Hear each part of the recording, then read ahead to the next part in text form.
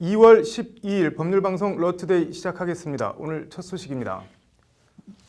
수십억 원의 국정원 특활비를 받아 쓴 뇌물 혐의가 추가로 기소된 박근혜 전 대통령에 대한 첫 공판 준비기일이 오늘 열렸습니다. 박 전 대통령 변호인들은 검찰 공소장 자체가 잘못됐다며 공소 기각이라는 변론 카드를 들고 나왔는데 검찰은 이를 일축했습니다. 양측의 주장과 논거를 재판에 다녀온 장한지 기자가 전해드립니다. 박근혜 전 대통령은 오늘 열린 국정원 특활비 뇌물 혐의 재판 첫 공판 준비 기일에 나오지 않았고 법원이 직권 선임한 정원일, 김수연 두 국선 변호인이 나왔습니다.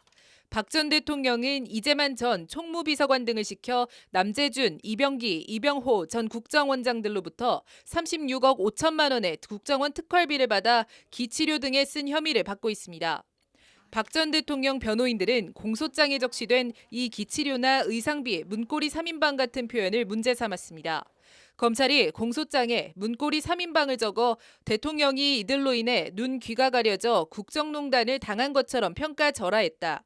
듣기 부끄럽고 도덕적으로 문제가 된 것을 언급하며 국정원으로부터 뇌물을 받아 기치료, 의상비 등 사적 용도로 쓴 것으로 적고 각주의 강조 표현을 사용해 타락한 도덕성을 부각했다는 것이 박 전 대통령 변호인의 주장입니다.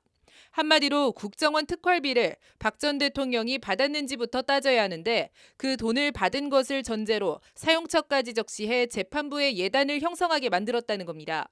이는 재판부가 선입관이나 편견을 미리 가지지 않도록 공소장에는 범죄 사실만 적시해야 한다는 공소장 일본주의를 어긴 공소기각 사유에 해당한다는 것이 박 전 대통령 변호인의 주장입니다. 공소장 일반주의죠. 검사의 심증이 법원에 올라오면 안 되는 거죠. 공소 제기 단계에서부터 어떤 법치주의 보장이 지켜지지 않는다는.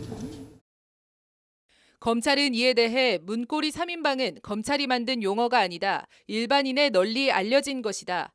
이들이 돈을 받은 것은 박 전 대통령이 받은 것과 같은 것이다. 기치료 등의 표현을 쓴 것은 타락한 도덕성을 부각한 것이 아니라 금품 수수의 동기와 목적, 사용처는 전체 범행 구조를 이해하는 데 필수 요소라며 박 전 대통령 측의 주장을 일축했습니다.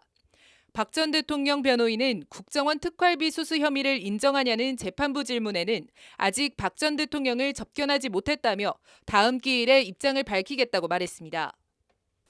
박근혜 전 대통령의 국선 변호인들이 검찰의 공소장 내용 자체를 문제 삼는 건 박 전 대통령을 접견도 하지 못해 혐의를 인정할 수도 부인할 수도 없는 상황에서 취할 수 있는 불가피한 변호 전략으로 보입니다.